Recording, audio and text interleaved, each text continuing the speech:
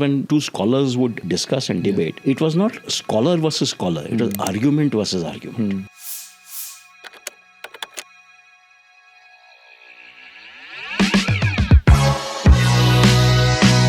The last great innovations that we have done, intellectual innovations, was around the 16th century with the Kerala School of Mathematics. The teacher's job is not to give me the answer. The teacher's job is to teach me how to think and what kinds of questions to ask. Fibonacci himself has written that he learnt it from India. Some people will say कि सब कुछ यहीं पे invent हुआ था, दूसरा बोला क्या बकवास है, सब कुछ तो अभी तो जो यूज करते वैसे आया है. All knowledge is there in the Vedas is not true. And the starting point of all learning is to first realize you don't know anything. The very first recorded use of rockets is when Tipu Sultan used it against British. What has happened is we have focused only on the moksha part and forgotten the rest of it. Making money in the Artha system is not bad at all. You're supposed to. You should.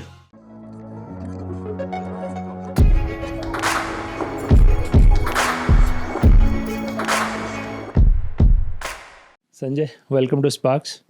I was hearing at this event in Delhi, I think a couple of months ago, and I thought Sanjay will have stories about startup ecosystem, Bangalore traffic, and you went on this tangent and talking about all this technology, science in ancient India, and I was in rapt attention. You know, we all think of India as a glorious past, but in very broad, vague terms. But you were able to zero into a lot of specific technologies, things that were created 500 years ago, 3,000 years ago. How did this journey start? Because you are very much a startup guy. You are one of the early guys, who came back to India from Valley and started this, incubator fund and deeply, startup ecosystem. How did that shift happen that you decided to go back and deeply study, what happened in our ancient past? First, thank you, Mukesh, for having me on this show. It's a privilege, honor to be here.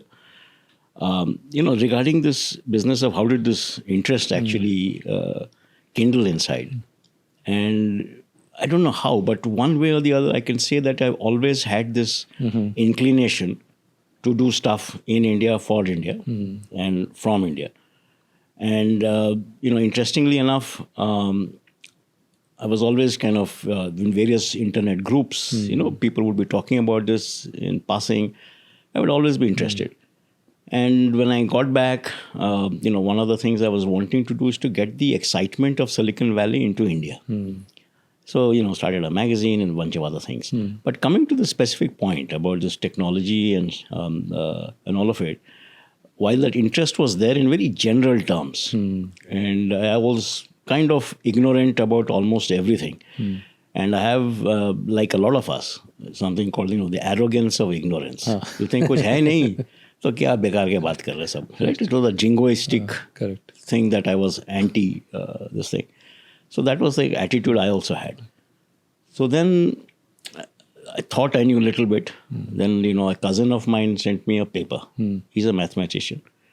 Sent a paper. I read it. I said, another one of those jingoistic things. The paper was talking... It was from the American Mathematical Society. But saying great things about Indian mathematics. Not so much the past. Okay. It was from the American Mathematical Society. It was a paper that talked about India's contribution to mathematics. I said, come on. And it was a book review written by this gentleman called David Mumford. And the book was by Kim Plockler. So I said, I ignored it. So he said, do you know who David Mumford is? I said, I have no clue. He said, he's a Fields Medal winner, which is the equivalent of a Nobel in mathematics. So that's when I read it. Yeah, and for our audience, we should mention it's probably much, much harder because you have to be a field medalist before you're 40. Exactly. अगर तब तक आपको नहीं मिला तो नहीं मिलेगा. Right? Exactly right. Yeah. Right. So it is really a super high bar. So उसके बाद I dived and started reading the paper. 6 pages ka review is not really a paper. It was a review of a book. That is when I learnt many things. I had not even heard of half the terms they have used, half the names of people that they talked about, etc., etc. Uske baad, I then got into the business of trying to discover for myself. At that point of time, I used to think I was fairly aware of what is happening. Then I discovered the depth and the width of my ignorance. And the starting point of all learning is to first realize you don't know anything. Right? That's the only point you would start learning. So that was a stark realization. Yeah. So uske baad I started reading chota mota, a few blogs here, talking to a few people there, a couple of books here and there, hang out with some friends who knew more than me. And that is how the interest actually developed. Right. And over time, I tried to develop a thesis about A, what existed, B, how did it exist, C, what kind of led to its rise and demise as well. Nice. So we'll talk about the thesis aspects in detail. Yeah. But maybe just to frame the big picture. Yes. How will you summarize? What's a very high level summary of how to think about our ancient past? Because everyone has heard कि India पहले सोने की चिड़िया था and this that. And as you said, some people will say कि सब कुछ यहीं पे इन्वेंट हुआ था. दूसरा बोला क्या बकवास है, सब कुछ तो अभी तो जो यूज करते वैसे आया है. तो it is a very superficial articulation of आपका having studied this for a while. So how will you articulate? How should we think about our ancient past? Yeah, I think we should think of the ancient past in very simple terms. In that there was a great focus on knowledge, right? Which for some mysterious reasons we seem to have kind of diluted significantly. And knowledge at a very deep level. अभी knowledge है JEE के लिए preparation करना है. Knowledge equal to JEE, मतलब exam pass करना है. Knowledge का नहीं, हमको degree चाहिए, right? Those days it was clear knowledge and hence the Guru Shishya Parampara helped it. So knowledge का मतलब क्या है? Knowledge of self, knowledge of the outside world, and the knowledge of the interplay between the two. That is one big thing that has happened. Two, all this knowledge was enveloped in a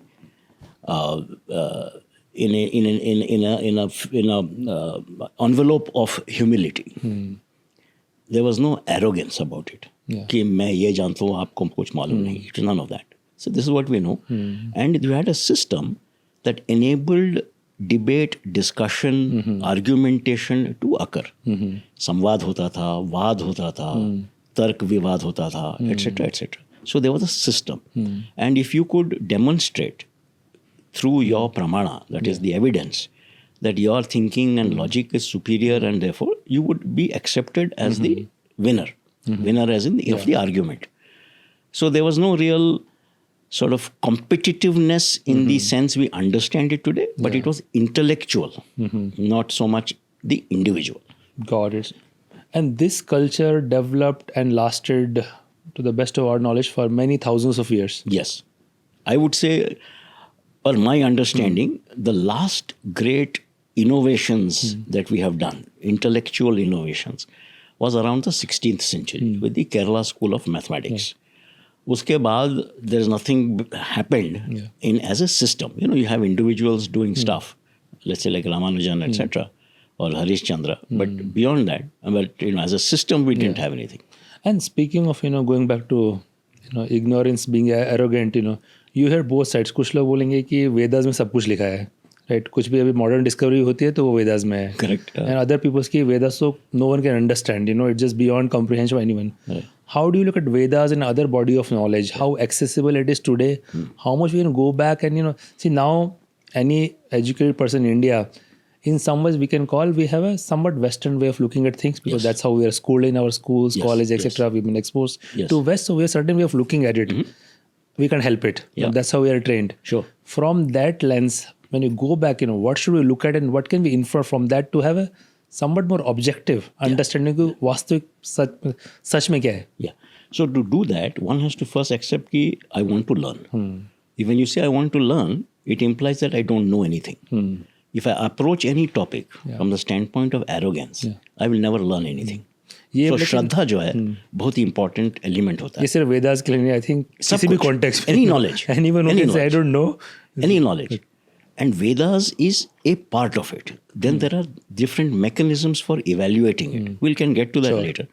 But for example, all knowledge is there in the Vedas is not true. We have another system. For example, the Nastika system, which rejects the Vedas. So the point is, it was a very, very broad-based, highly accommodating of different worldviews. As long as you had logic and you had pramana to substantiate your point of view. That is the important thing that I think that we have sort of lost. It has become very polarized. It has become very jingoistic in some ways, and it has become very arrogant in many ways. कि क्या है India में, कुछ है ही नहीं, कुछ था ही नहीं, कुछ है नहीं और कुछ होगा भी नहीं. अगर होता तो हम इतना गरीब देश क्यों होते? Exactly, all of that, right? So it sort of swings between two extremes. But जो बीच वाला truth है, that truth you discover only if you approach it with an open mind. Now coming to the Vedas, since you asked about it specifically, how do we approach it? Now, many parts of the Vedas, right? Obviously, all of it is not available to us in the original form, right? But large parts of it are. The Rig Veda, not available, and some of it is lost, or it's just the language lost, or some of the language, for example, translation is lost in translation also. So we don't know exactly what the intent or the specific term actually means. So we have a best case guesstimate. So there are Bhakshali scripts, for example, where people have found some mathematics and various other things and so on. But they are just fragments. You don't have the whole thing. In many cases, there are references made. For example, to the Saraswati river in the Rig Veda. There are references made. But, unless you find material evidence, it's very hard to determine, where it flew and what happened to it and so on. So therefore, one must approach it from that standpoint, that as long as there is objective data to the extent it is possible, two, there is clarity of thought, right? Then one must apply our principles of pramana to determine what works. So in many ways actually, Mukesh, it is very quantum, meaning it is not deterministic, it is probabilistic. In some cases it is deterministic, in many cases it's probabilistic. So you have to therefore assume that unless there is evidence to the contrary, I'm assuming this to be right. And you were, you earlier when you were talking, you mentioned this story of you, I think, going to Bangalore University and looking at the history of mathematics curriculum. Yes. So on one hand, you have this here, you said David Mumford, sending you this this review about mathematics in ancient India, which now we know is very, very comprehensive. We'll talk about it. While in our colleges, we don't even mention the history of mathematics starts with, Pythagoras theorem or something. Exactly, which is the tragedy. And that comes from our ignorance. And of course, the point you also made about our being indoctrinated in a worldview. Right? Now, to reject it or to change it requires one to know that what I have learned is not entirely right. It doesn't mean that Pythagoras is wrong. It means that there's an alternative mechanism, system, heritage that is also true.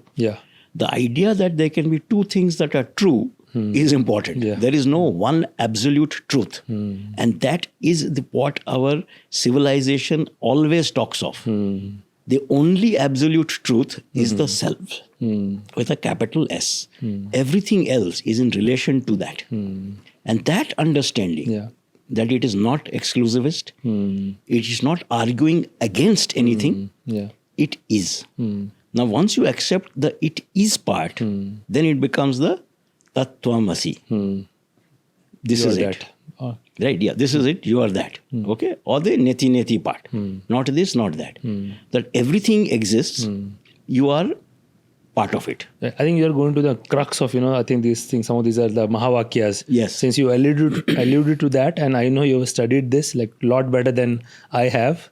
Why don't you just explain that, why these 3-4 Mahavakyas are such a big part of distillation of, entire body of his knowledge. Then, why, what is the significance of it and what are those, just for people who might not have. So one very important element, and, I'll just provide the context to this, is that the system allows for competitive ideas to emerge. So it's a marketplace of ideas, as long as there is a logic to it. Which means that there are, therefore, over time, 6 different schools of philosophical thinking emerged. There is no one philosophical school, one of which entirely rejects the Vedas. Buddhism, Jainism, Charvakas have entirely rejected. Then there are those who think of it even from an atomic point of view, the Vaisheshikas. Then you have those who think about it in relation to the outside world, the self, the Prakriti and the Purusha. Right? And there are many other such systems. You have the Mimamsa that looks at the Vedas as the ultimate truth. Then you have Vedanta, which actually doesn't look at just the Vedas, but the embodiment of the reality that they talk of. And that again has got multiple parts, subparts, and so on. And then you have the Samkhya system, which is, and then the, what's very interestingly called the Nyaya system, which is very, very logical based. Yeah. Okay. So we have to understand these things. Then comes the business of how do you determine what is true? Understand in one lifetime? I don't, that is not for No, me. the reason I'm saying is people says to understand, Vedas के बारे में बोलते हैं कि you have to, learn this over multiple lifetime because the body of knowledge is so It's vast just- and comprehensive. Because it was also composed over so many years. Right. It's not like a person sat down and wrote it Yeah. one day, right? And then there are different evidence mechanisms. And they're so true even today. For example, one method of evidence is logical inferencing. Yeah. Second method is factual अभी argumentation. तो AI भी पूरा inferencing में चल रहा है. Exactly. And it's all a function of the data that you get. Number two is the facts based. Third is absence of knowledge, absence of something is also proof. For example, अगर आप किसी library में जाओ and you go to a particular section, वहाँ पे एक किताब अगर missing है, you know what that किताब was referring to given its context. कहाँ पे था, what category, index वगैरह. Yeah. Right? That is another method. Fourth is what a credible source tells you. कि यार, this is true. Then you say, कि I'll take this at Yeah. face value. Then there are self-realization methods where you feel it inside you, that this is truth, and so on. So all those have been described. But to get to that stage first requires you to have your mind clean. Whether there's not skepticism. Yeah. You go with an open mind, that Shraddha idea. Then comes this business of understanding what is being talked of. So for example, when two scholars would discuss and debate, it was not scholar versus scholar, it was argument versus argument, which we have forgotten today. What is it that you are learning? For example, when you say critical thinking has to be taught, critical thinking means what? You have to ask questions, right? The teacher's job is not to give me the answer. The teacher's job is to teach me how to think and what kinds of questions to ask. And am I correct in a lot of this literature of very complicated topic is written as dialogue? Yeah. Right, which is kind of debate. Somebody is asking questions, someone is answering, and so on. And this. So it is in two kinds. One is in a dialogue type format. The other is it is said as a shloka. Okay. For example, the mathematical propositions are all presented as a shloka. Now, many people have argued that, look, there is no evidence. Okay. But the evidence in our system has come not from the person who has laid out the theorem, but by subsequent commentators. Okay? Yeah. So whether it's Aryabhatta or whether it's Bhaskara the first or it's Bodhayana or Katyayana, any of these guys, subsequent commentators have elaborated on it. Just like even today, a Ramanujan, nobody understands how he got the proof. That doesn't make it any less right. Subsequent scholars over many, many decades and research have found them to be accurate. Right? So it is that kind of presentation. Okay, where you provide the conclusion because the thinking has happened in the head. And therefore you test it subsequently. Therefore, what does it mean? That the requirement of the reader to step up to the plate is high. Sure, yeah. Right? Which means the audience has to be educated and aware and willing to test it. Right. So this history of Indian mathematics, how far does it go? Where does the first evidence of that there is some serious scholarly work is being done here and something which has stood the test of time? For example, we all know about Greek mathematics. We can look at the Euclid's book, which are as true today as they were 2,500 years ago. Correct. What is the equivalent of that in, Yeah, so the Bodhayana is considered to be, one of the earliest persons, which dates to about 1000 BC. Okay. 800,000. Dates vary because unlike the Greeks and a lot of Europeans, a lot of it was not written down. And it's very hard to date. Yeah. Right? Because you have to use a lot of circumstantial evidence to date something. Sure. Right? Unless, much more recent time frames. And that becomes an important thing. About 1000 BC, you can say, is when it happened. But if you go further back and you look at the Vedic times, then you realize that, maybe it is older.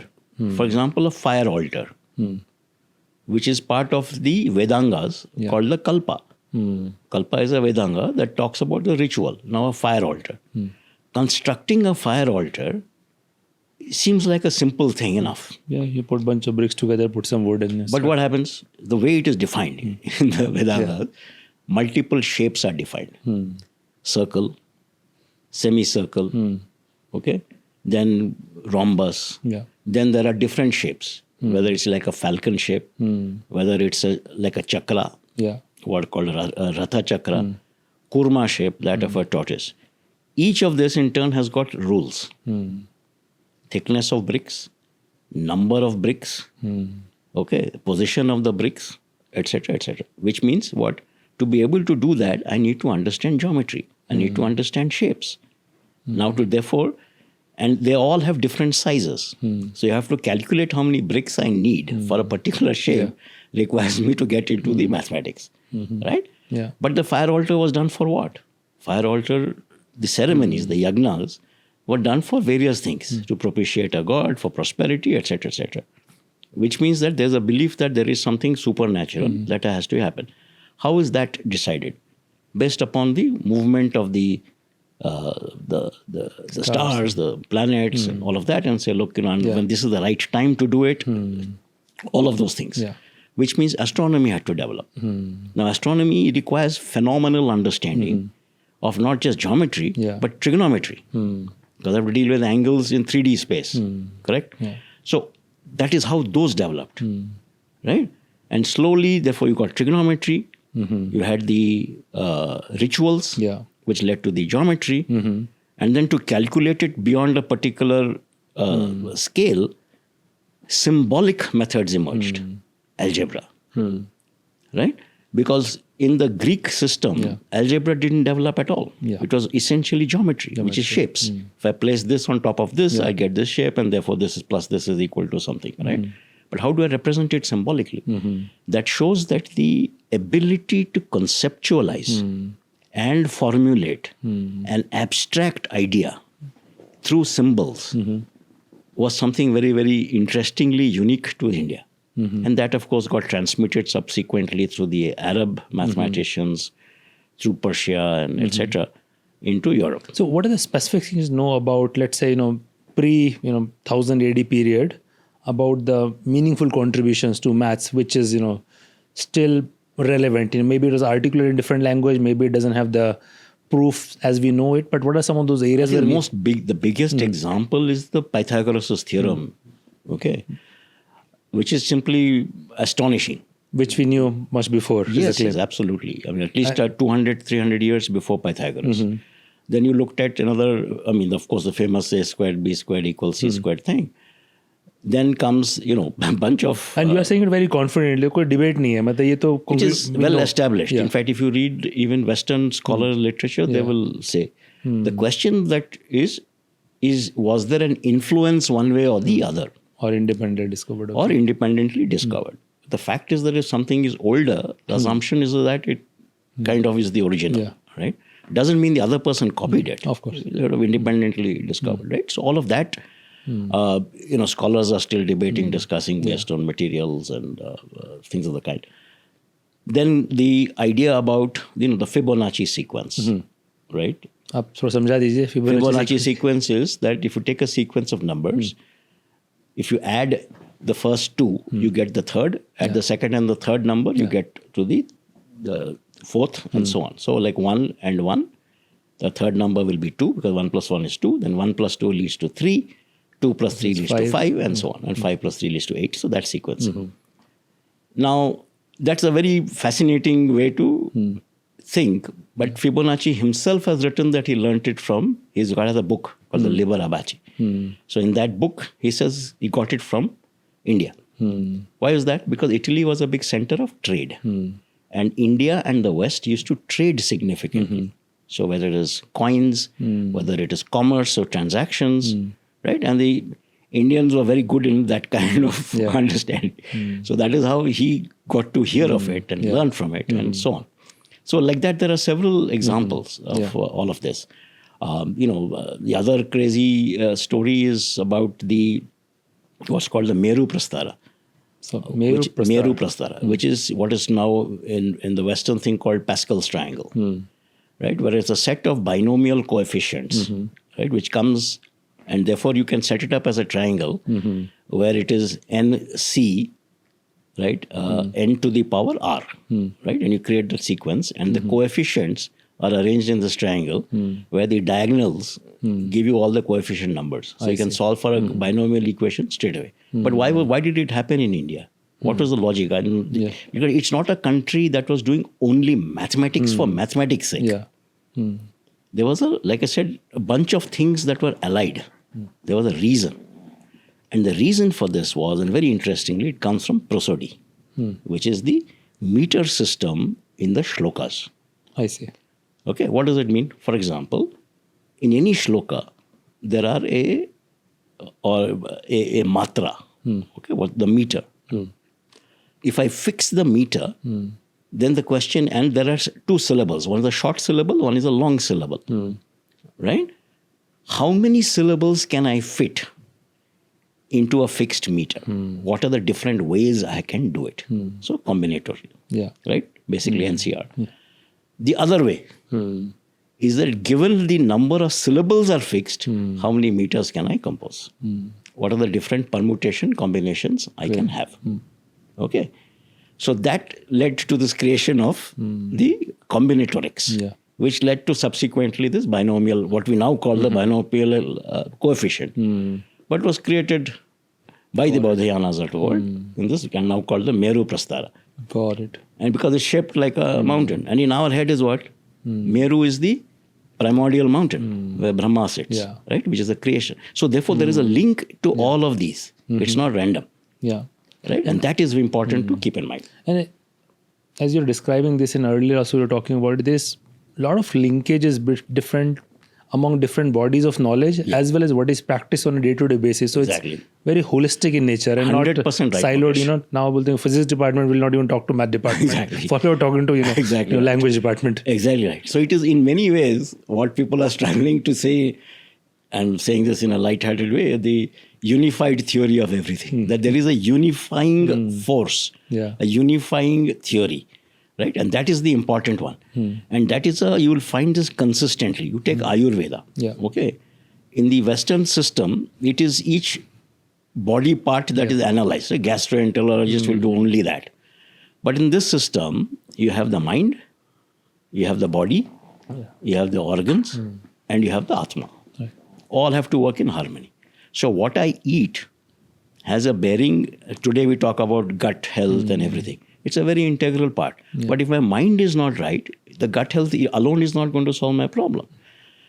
And therefore, while yoga again has become reduced to a set of exercises, it's not. It's again a system. So unless we understand that it is a synthesis, an approach of synthesis, not analysis, it's an approach of unifying, not a reductionist, discrete method, we will not appreciate what it has to offer. This idea, as you call it, synthesis, collecting different bodies of knowledge and synthesizing it into kind of one essence or whole.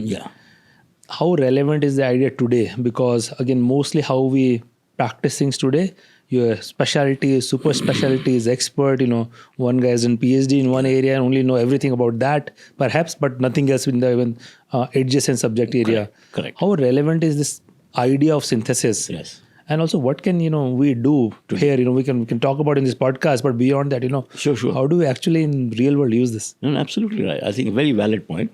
See, today mind-body connection is a big deal. Everyone is talking about it. There are institutes researching it about consciousness, self, etc. Various programs are being conducted around the world, right? And as typically happens when things happen outside of India, we tend to wake up and sort of give it a different flavor within. But the fact that we are connected to the environment and in that sense a larger thing, today when you talk of ecology, you talk of environment friendliness, you talk about, waste and climate and this, that. All of this has been a natural part of our behaviors for literally millennia. Along the way, obviously, we've discarded, lost, various things have happened. But that is the core of the thinking. But that is not to say, and I repeat it, not to say that you give up everything and you sit quietly. Because we have the Purusharthas, right? Which is the Artha, Kama, Dharma and Moksha. What has happened is we have focused only on the Moksha part and forgotten the rest of it. But these are all stages that are superimposed on our stage of life. Artha means a bunch of things. Economic well-being, it means the way in which you conduct things outside, all of it. In harmony with nature, so you're not destroying the planet in the process. Precisely. And all of it is therefore bound by a certain dharma. Right? And that is important for us to understand. And that is why increasingly you're seeing, when we talk today about environment consciousness, and you talk about climate, you talk about mind-body connection, what are we talking about? This is what we're saying. Yeah. Is there within Indian context, you think there's a need to, go back and understand these things better, and somewhere in the everyday discourse also, part of what kids learn at school, what we talk about, what is the kind of books people are writing about and so on. Is there a need to better understand, rebuild our relationship? Because in some ways it's a lost past. Yes. Every now and then you'll hear something about it, but it's not a very well understood area, body of knowledge, as far as, maybe some scholars may know, but mainstream people don't know. Correct. Beyond, just some caricature. See, the fact that you're doing this podcast suggests that there is some interest in some group in some parts of the country, which is a good thing. The question is, can we have 10,000 such podcasts and people talking about it? And it all boils down to what you learn in school, but before that, what you learn at home. Right? And so it starts from there. End of the day, every child starts learning at home, then he goes to the school, by the time you're 4, 5 or whatever age, and so on. And that's how it develops. And where do the teachers come from? They come from the same environment.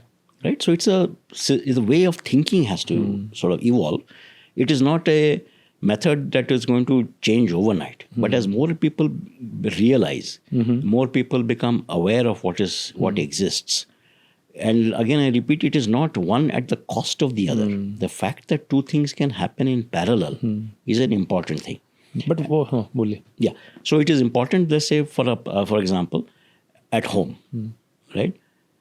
And, in the startup world and so on, is greed good? Is a philosophical question, right? Is making money bad? Again, a philosophical question.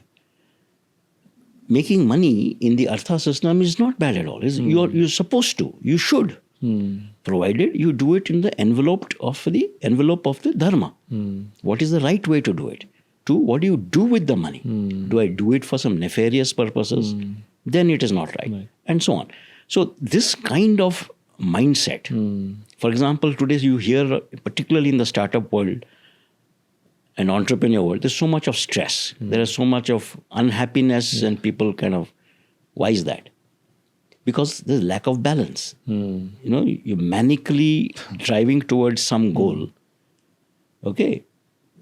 without having a sense of self and balance and what does it mean to others. For example, in the environment around, how do I treat my people? How do I treat my suppliers? How do I treat customers? All of it. And therefore, that's why I go back to the issue of arrogance. It's the arrogance of ignorance. It's the arrogance that drives. The humility aspect, which is a key requirement for all of this to work, is an important element. Yeah.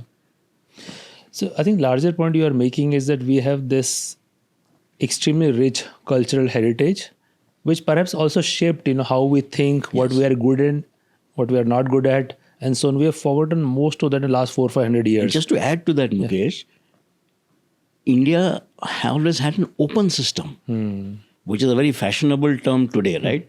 Open architecture, open systems, open source, API and all that. But the fact of the matter is, it's always been an open culture. People have come from all over the world and settled down here, right? Our knowledge has traveled around the world. Nobody has put any patents on yoga, for example, or haldi dudh, isn't it? So the idea of capture of knowledge, whereas knowledge being available as a universal resource, is a foundational element. And that is an important thing to understand. Yeah. And therefore, when we say that knowledge is a foundational source, it only works if the rest of the world also thinks that way. Yeah, correct. Unfortunately, they don't. And therefore, you need to create a mechanism that ensures that, Chanakya's thinking, Samadama Dandaveda, works. But in the Chanakya Niti itself, he says the key to everything is economic well-being. Economic well-being leads to the Rajadharma, and that ultimately leads to the right dharmas to follow. So which means that you don't have to do things in offense, but it is absolutely legitimate to do things in defense. Right? And that's the statecraft, the ideas that have to evolve. What are some of the ideas or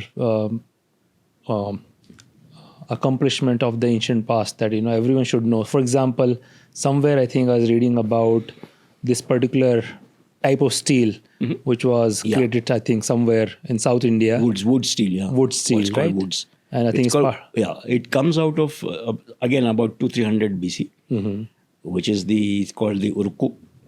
And through series of changes became, Arabic and then English, Woodsku, and then became woods. It's a very interesting thing. For example, the design of the oven in which the ore is smelted. High carbon iron was made in India for the first time in the world. And how was carbon introduced into the iron? Okay, different kinds of bamboos, different forms of wood sheaves were put in there.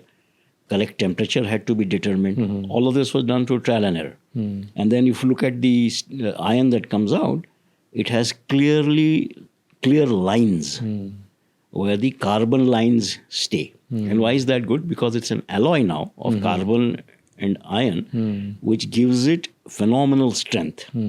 It can be curved, right? And it can be shaped, and it can provide sharpness and so on. Yeah. And that was used for utensils, it was used for knives, basic stuff. That went into the Arab world, went into Damascus, which in the 9th century was the golden age of the Arab world or of Islam itself. So it went to Damascus. there after almost 1,000 years, you're saying? Because it happened through trade, people had to learn the system. And then earlier there was a land route, then people went by sea and all of it. And therefore then became Damascus seal. And from Damascus, then around the 1000 odd AD, you had the Crusades, where Europe fought the Arab world. I mean, the Muslim-Christian fight happened for many hundred years. That is when they figured out about this Damascus steel, right? And then it obviously went into the European system, and that gave birth to the European metallurgical industry. Until that time, this kind of sophistication did not exist. You take another case, you take shipbuilding, okay? In many cases, we don't ask such questions, right? In the 10th century, there's a treatise that exists, again not in full form, just there, called the Yukti, that talks about shipbuilding. So you take 1000 AD, just as an example. How did the Cholas land up in Southeast Asia, right? So there is an Italian traveler, Niccolo Conti, who actually writes that he has seen the ships that can carry at least 1,000 to 1,500 people. Now, how do you design a system, a ship like that, that can carry that many people? Obviously, which means their food, supplies, all of that had to be there, which means it's a fairly large size, which means it had to displace water, which means from a design perspective, you had to keep all that in mind. How did it happen? Right? So these are things we have totally forgotten. It's only now that, someone like Sanjay Sanyal is talking about going back to the old technique of shipbuilding, where there was no nails used. You use resin and you use ropes to bind wooden planks together. In fact, the word catamaran comes from Tamil. I see. Yeah. That is how the boats originally were. And do we know enough about the techniques that were used? We are learning. We are learning. Because someone, again, you need scholars to dig deep, find the material and do it. So this is another big example of what happens. And, it is Just to take another example, which sort of shows that the past has a lot of wealth for us to dig into. China, for example, the lady called Tu Yu won the Nobel Prize in medicine because she found a molecule from Chinese medicine. And she's an expert in Chinese medicine. Right? In our case, we have not been able to isolate molecules that we can use. Pharma companies are able to. Yeah. So the Western pharma companies. Exactly right.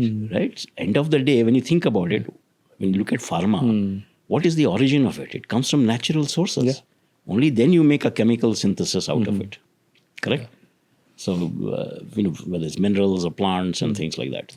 An interesting thing, about the Indian shipbuilding tradition and heritage, it somehow got revived around the 18th century. Okay, because in Mumbai, the Parsi community started getting into shipbuilding. Okay. Because it was actually a long lost heritage from that time. In 1812, after the American War of Independence, the Americans and the Britishers, they fought again. Subsequent battles occurred. It's not like 1776 ended everything. In that battle, and a ship called the HMS Menden was deployed. And on that ship, the American lawyer who was from Connecticut was imprisoned because the English suspected that he had overheard some conversation about the attack that the English were going to launch from the sea to the land where the American Fort McHenry was there. So this guy was held a prisoner through the night. Excuse me. The Britishers bombarded the place. In the morning, when this guy wakes up, he still sees that the American flag is flying high. That is when he composes the Star-Spangled Banner. Ah, okay. Okay, that's the connection. And the HMS Menden was built in Mumbai by who? By Nusli Wadia's great-great-great-grandfather. Amazing. Wow. Right? And Nusli Wadia also happens to be the grandson of Muhammad Ali Jinnah. Right? So it all comes back. So this is 1812, so early 19th century, India was still able to build these ships, which had, I guess, clearly some global demand. And right, but slowly that dissipated. It was all private docks built for the British. Yeah, which meant that private sector enterprise with guaranteed money coming in from the Britishers led to this, which means that the expertise and craftsmanship and technique existed. Yeah. In one of your earlier talks, Sanjay, you also talked about this, the very first recorded use of rockets in at least battlefields is when Tipu Sultan used it against British. That's right. How did that came to be? I mean, something like this, you can't also just, invent from scratch. There must be some backdraw to that. It's not that gunpowder was new or rockets were new, right? It was there. It was used essentially for celebrations and things of that kind and existed. China also had it. We also had it and so on. The invention or the innovation rather was in making it with metal as opposed to cardboard and filling it up with appropriate pellets and gunpowder. So what happened was, because of that, the distance that it could travel increased dramatically. From a few hundred feet, it go up to a kilometer, maybe even 1.5 kilometers, or maybe a mile. Right, that kind of distance, which changed the game a lot, because now you could fire from a distance. Now here's the part that is very interesting. Now when they did that and they fought 3-4 battles, in the early battles the English lost. Subsequently, they came back. But the interesting thing about the rocket was that the Britishers took this rocket to England, right? And there they got their guys to work on it. A guy called Croydon worked on the rocket, modified it, made it better, etc. And then subsequently came to be called the Croydon rockets, right?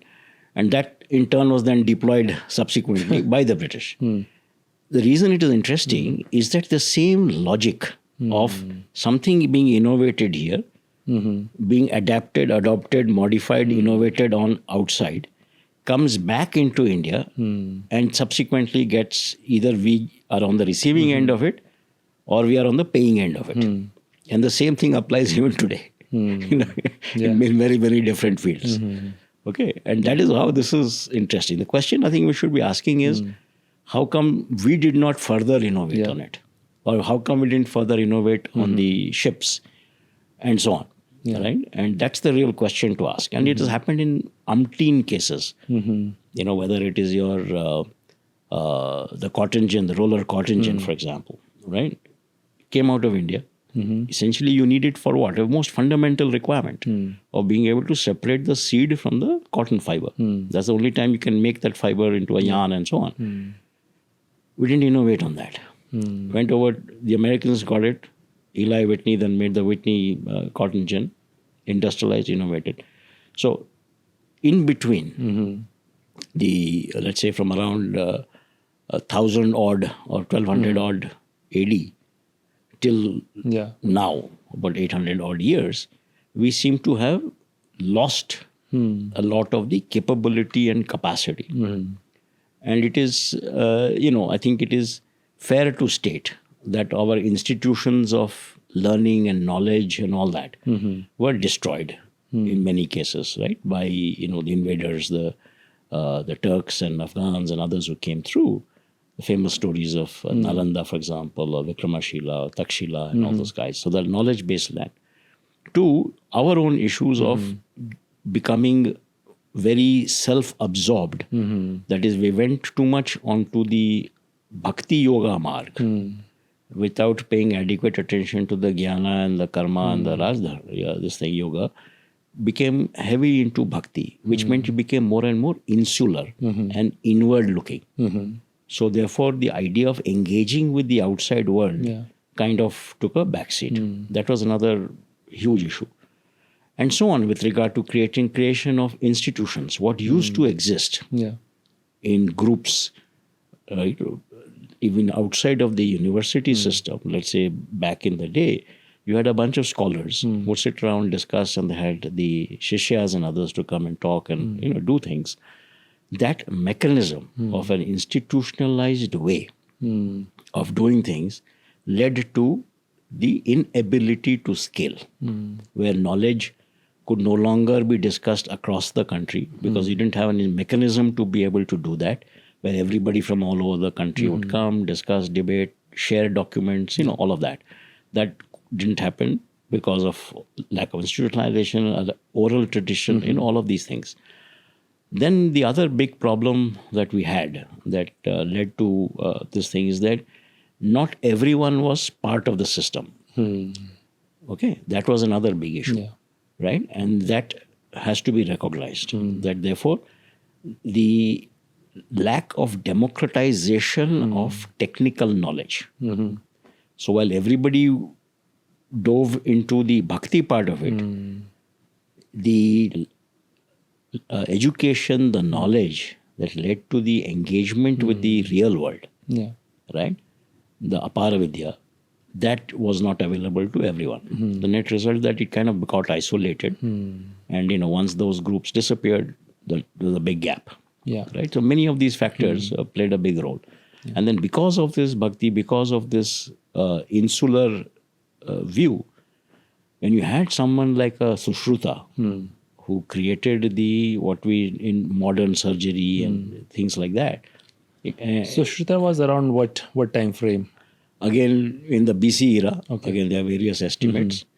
The issue, even today, for example, the rhinoplasty, the nose job, is done based on his technique. It's called the forehead flap technique. You take skin from here, put it and all that.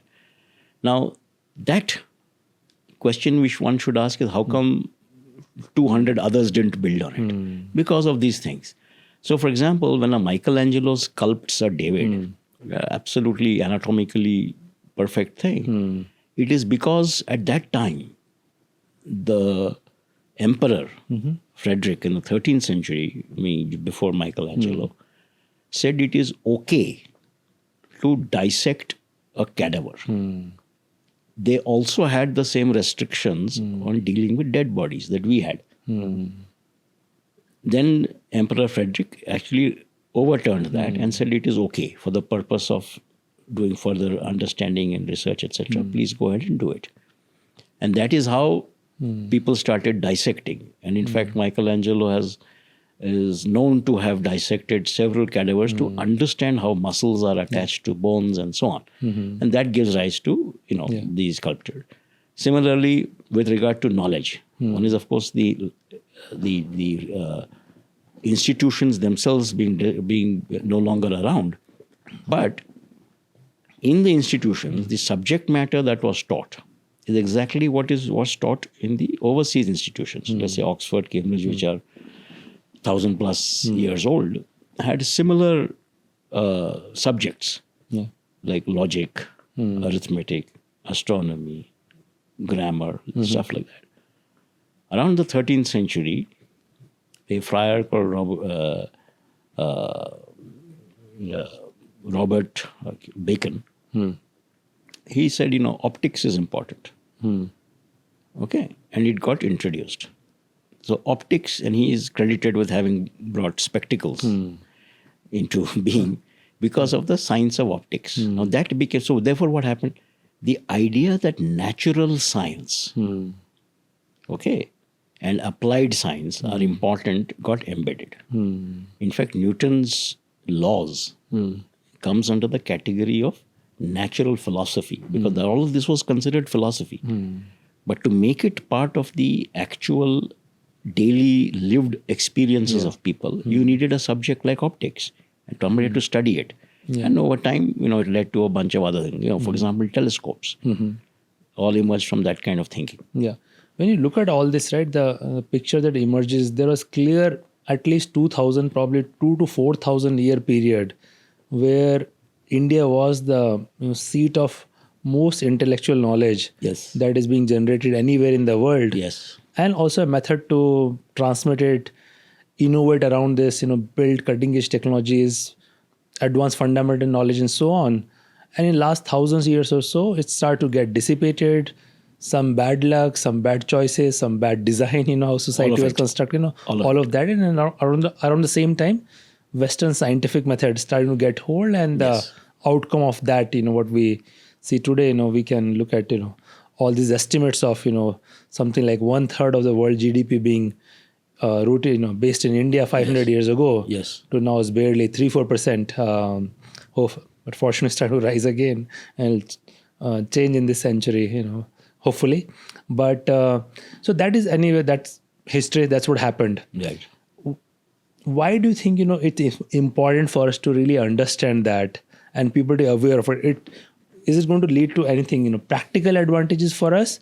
Or it's mostly to really to know who we are as civilization and have an identity, something in which we can ground ourselves while we have to engage with, lot of Western creation now. That's how the world is run today. The short answer is all of the above. Okay. It is like, if you, identity is very fundamental to a human being. There is an I, only then there is an other. Right? If there is no I, there is no need for the other. And the I is important because it tells you within yourself, the self. Yeah. And again, it has to be grounded in, like I said, in a non-arrogant manner. So every human craves identity. And only if you transcend identity, you become the Brahman, right? Which is a different issue. Coming to the thing, why is it important? Apart from the question of identity and so on, is the idea that there's a lot to learn, both from what happened and what we allowed to happen, right? Both are great sources of learning. And all knowledge is cumulative, right? Like Newton famously said, that if I have seen further, I've stood on the shoulders of giants. Similarly, by seeing what the mistakes of the past were, A, you make sure you don't repeat those.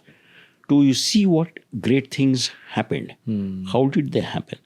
And extract lessons from it and create a system and a mechanism that ensure that the mistakes don't occur. We'll make new mistakes, which is fine, but don't repeat. Right? So from both perspectives, I think it's a very important thing for us to be aware of and to know. So whether it is, let's say, understand today, the decimal system becoming binary and combinatory, all of these, have emerged from a lot of Indian deep thought. And which must justifiably take pride in it, that yes, it is. But the question is, okay, so what? Right? And the so what is, given that heritage, I think the onus is now on us to build on it. And since you have taken a lot of personal interest in trying to learn about this, visiting places, reading, talking to subject matter experts, you think there's enough happening that we have systematic effort, even if it's unorganized, but enough people are going back to the roots and doing the translation work as well, so that it becomes accessible? Because so that it stops being just this mythological understanding of how glorious it may once have been. But today it's just beyond access to me. I can't read a easy book to understand what people were trying to do. Correct. So the good news is, yes, it is happening. The fact that someone like me, I don't read Sanskrit, I don't understand it and make no claims of the kind. I'm hardly an expert by any stretch. But the fact that I can access material tells me that everyone can access it. So therefore, what is required? You need a basic interest. And today, thanks to social media of all kinds, information is available. One has to have the interest in pursuing it. Second is, there are organizations that have material that one can see and access. And for example, there are professors and scholars, at the IITs, at other places, who have spent a lot of time and effort in doing this and creating bodies of work. The other thing is that younger people today are taking an interest. They're traveling to places. And unless you travel and you see, for example, Dholavira in Gujarat, right from the Harappan era. Now, people travel there. Earlier, it was not possible, infrastructure was not available, etc., etc. People are taking an avid interest. Or even the Rakhi Gadi, excavations, or the Tamil Sangam type excavations. Why is there so much attention in the newspapers? Why is there? Because all this was not there earlier. Right? The simple reason that there is an undercurrent.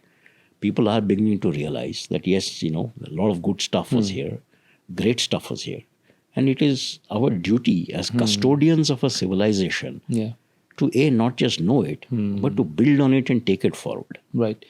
Yeah, Sanjay, these days there is a lot of talk of India being a developed nation. Prime Minister has set a ambitious goal of by 2047, by the time we complete 100 years. It's a long way to go, but there is a belief that we probably have a shot. Economy is doing well. We are able to participate more and more in the global economic system and so on. Again, from that lens, this going back to ancient past, and in your views, what do we want to get out of that and be part of the public narrative and discourse, which helps us in our development and trying to get to that developed country, which is able to have great quality of life for all 1.4 billion citizens, which will be, I think, 1.7 billion by the time. I think it's a very, very important and a good question. All countries, just like all individuals and startups and other companies, need a compelling vision, mission, and an internal drive that gets them to where they want to go. It is one thing to say Viksit Bharat, but Viksit Bharat is not an antiseptic statement that is lying in the atmosphere. It is based on something. And, whether it is a Vivekananda, whether it is anyone else who talks about it, whether it is C.V. Raman, etc., end of the day, the rekindling of a spirit to achieve that grand goal comes from a self-belief, a conviction, a desire, an aspiration. Right? And where is that coming from? He's saying, look, this is what I am a custodian of. This is my heritage. I cannot let it go waste. Right? So the grand narrative construction has to be built on elements of the past. To take America today, every single American president, God bless America, Why should God bless one America? Right? America has something called a God has blessed America plenty. Exactly. Already. Right? And they have something called the manifest destiny, which drives American policy. Right? Which means that we are ordained by God. It is in our manifest destiny to rule and control and direct affairs in the world. That led to the subsequent Monroe Doctrine, which said that no foreign power outside the US should have any control in the American continent. The only time it was allowed to happen was 1982, when the Britishers came to Falkland Islands. Until then, the Spanish were removed, the Russians were removed, the French were removed. Everybody. It is only the US. Right? It is that belief system. Yeah. You take the Chinese. 2049, they complete 100 years of their cultural revolution. What is their goal? Make China a developed nation based on Chinese principles, which goes back to Confucius, goes back to their heritage. Is that true? Like they're clear about based on Chinese principle, because the CPI is also not necessarily very much enamored of the ancient roots. No. So yeah, it's like this. They have the Confucian ideals, what they call Chinese characteristics. And the way they phrase it is very convoluted. Okay, so they say we will do it with Chinese characteristics. What does that mean? If you look at multiple things, that is they have what they suffer what they call the century of humiliation, where the Western powers dominated multiple aspects of Chinese life. They want to overturn that. So in a sense, go back to China's greatness. In fact, China was called the Middle Kingdom. Right? Why was it called the Middle Kingdom? Between heaven and earth, they rule. Everybody else was a barbarian. That is the mindset. Right? So the idea is to capture that mindset and say, look, this is what we were. How come we are now at the receiving end? Right? So that's a galvanizing energy. And that is something that as a country, as a civilization, we need to also propel. And the point being that however we look at it, China is what can be broadly called a civilizational state. It is not a nation state. India is also a civilizational state. Right? And therefore, there is so much that we have, so much that we can build on. I think it is, we are the losers if we don't build on it. So this narrative will probably require collaboration among, from scholars to industry practitioners to politicians to kind of collectively agree on what that, equivalent Absolutely of... correct. You see how it manifests itself, Mukesh. We have our industrialists and corporate leaders donating money to your university overseas. Why is that? Right? Because there is a feeling, for good reason perhaps, that there is nothing worth funding here. Okay, that's a point of view. Out there you get social capital. Right? Yeah, you can hobnob with the Harvard alumni here. Right. Now, doesn't India need any help? Doesn't your money, is it not better spent here, where the impact is huge? Yeah. Right? Where does that kind of thinking come from? When you don't know enough about where you come from and what is it that you, being one among the lucky, privileged people through your hard work and intellect, you have achieved, do a little bit. Yeah. Right? Again, not at the cost of anything else, but in parallel. Yeah. Right? That mindset is critical for all of this to happen. And you absolutely hit the nail on the head, right? The academia, media, industrialists, startup, everybody. You build for what? Yeah. Right? Personal glory, to make money, to give back to society. There are different reasons, right? As long as there's a sizable percentage who do it for a cause that is larger than the individual, that is when change happens. Yeah, especially now we're all living in the era of Make America Great Again. I think great again, it's only 300-year history, while we have a 4,000-year history. So probably more legitimate case of making India great again. Absolutely right. And part of that, being able to articulate where we are coming from, who we are, so that that quest for greatness can be phrased in terms of what do we really deep down we believe in.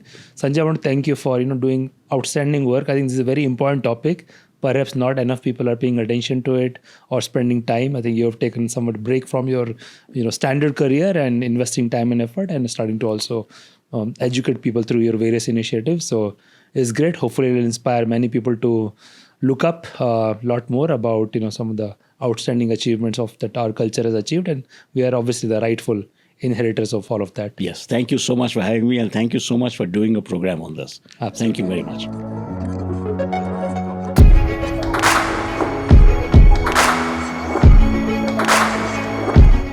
At SparX, we aim to bring to you stories of exponential impact. We share in-depth analysis of what goes behind success stories. If you find our conversations interesting, you can join us by subscribing to our YouTube channel. You can also listen to SparX on Spotify, Apple Podcast, or any other audio platform of your choice. If you have any suggestions on who we should invite or what topics we need to cover, just let us know in the comments. We are always listening, looking for ways to improve, and keep getting better as we go along.